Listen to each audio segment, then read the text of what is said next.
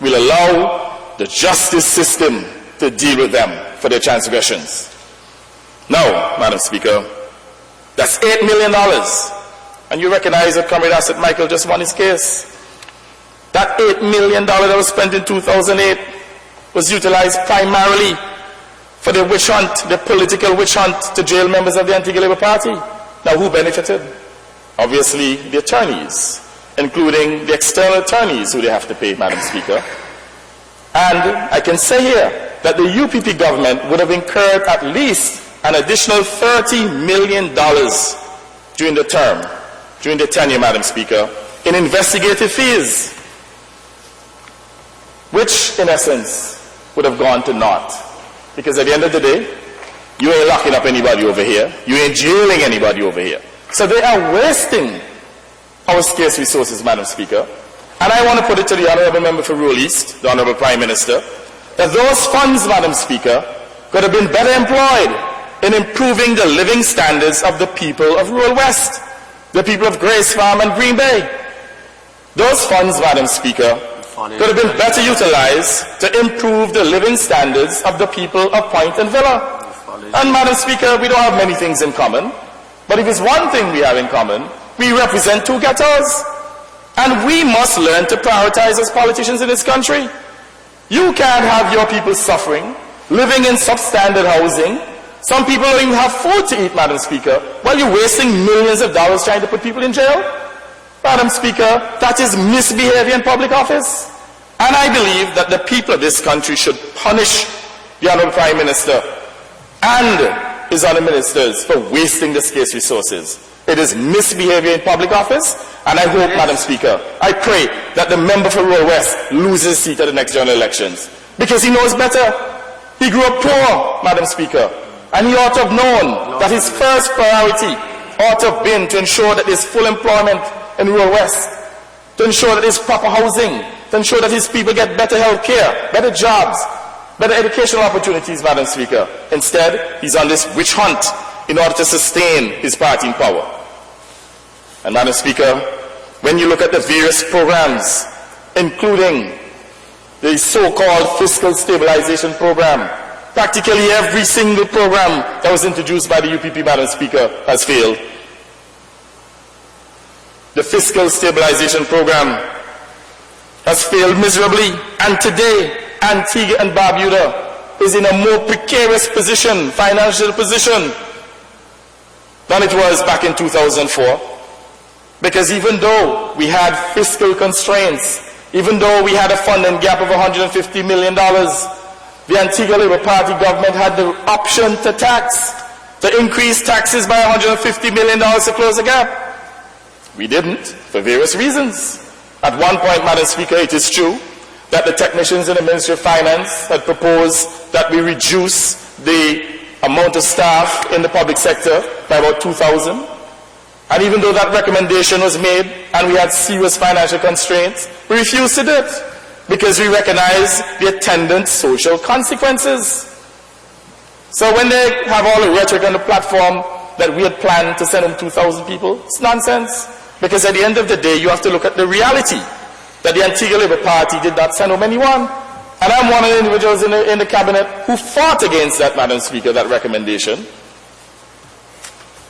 And even though we had those difficulties, we recognize that, look, at the end of the day, as politicians, as a government, our primary objective is to provide for the people of this country. And we felt that by sending them home, on the one hand, that is going to create fundamental social costs in terms of the escalation in crime and so on. And, Madam Speaker, today you can see the results of increased crime in this country as a result of the increased hardship that the UPP government has brought to bear on the people of this country. But going back to the fiscal stabilization program, they inherited a fiscal deficit of $150 million under the ALP. They went to the nation and they said to the people of this country, tighten your belts. We're going to increase taxes. And the people of this country responded. And I want to say here, Madam Speaker, they came into government on a wave of credibility. People believe in them. They gave us a trashing prior to the last elections. And we, at that time, would not have had the moral authority, based on the things that they would have said about us and people believe. We would not have had the authority to increase taxes at that time, because people had bought into all the rhetoric coming from members of the UPP. They came in, the people believed in them, they gave them $400 million more in taxes. Now, Madam Speaker, they only needed $150 million. They got $400 million more to close that fiscal gap. And what did they do, Madam Speaker? They squandered it. In fact, the fiscal deficit has actually increased. They squandered it, Madam Speaker. They had a great opportunity to put government finances on sound footing. But instead, they allowed all of the expenditure to balloon out of control. So rather than the situation getting better, they actually exacerbated the situation. That is what has happened. For this year, Madam Speaker, the UPP government is projecting to spend in excess of $1 billion. And you know, to add insult to injury, the people of this country are not getting good value for money.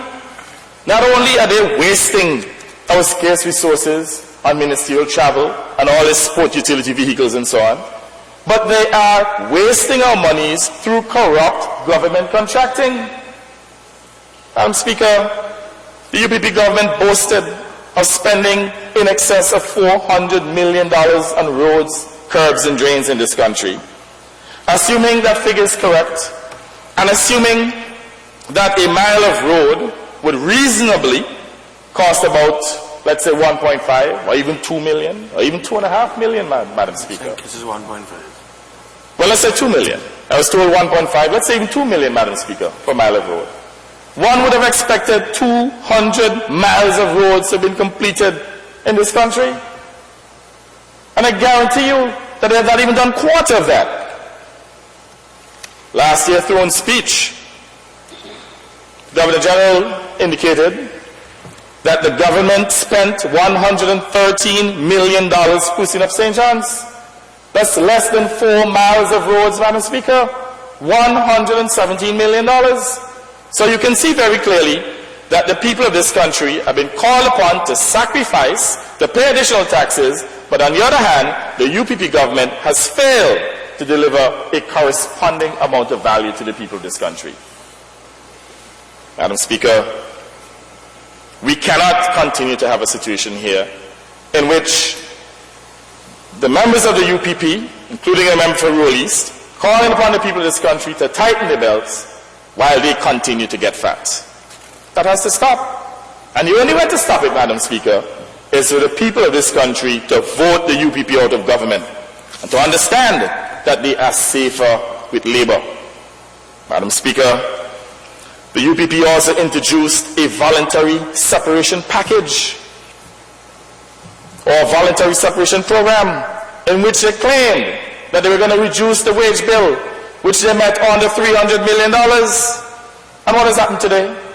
That very wage bill, Madam Speaker, is now in excess of $450 million. Now, Madam Speaker, isn't that incompetence? Isn't that gross incompetence? Here's a situation in which individuals who normally would have left the service by attrition, you don't have to pay them nothing to leave. They too, Madam Speaker, were given a package to leave, to go to the United States to live. And we all know about the depletion of skills within the public sector, because it was primarily those who were mobile, those who were better educated, better skilled, who took the package and moved on. And some, Madam Speaker, even took the package knowing that they could have gone back to members of the UPP to get employed in other public sector corporations. So at the end of the day, no cost savings was actually achieved. Yet another failed UPP program. Madam Speaker, the people of this country must understand that at the end of the day, there's a lot of rhetoric coming from the other side. But when you examine their performance, Madam Speaker, the UPP government has been a dismal failure. A dismal failure. They introduced a fiscal stabilization program, and instead of the gap being closed or eliminated, it widened. Now let me ask this question. what has changed in this country since the fiscal stabilization program was introduced by the UPP? Are we borrowing less? The answer is no. A resounding no. In fact, Madam Speaker, the UPP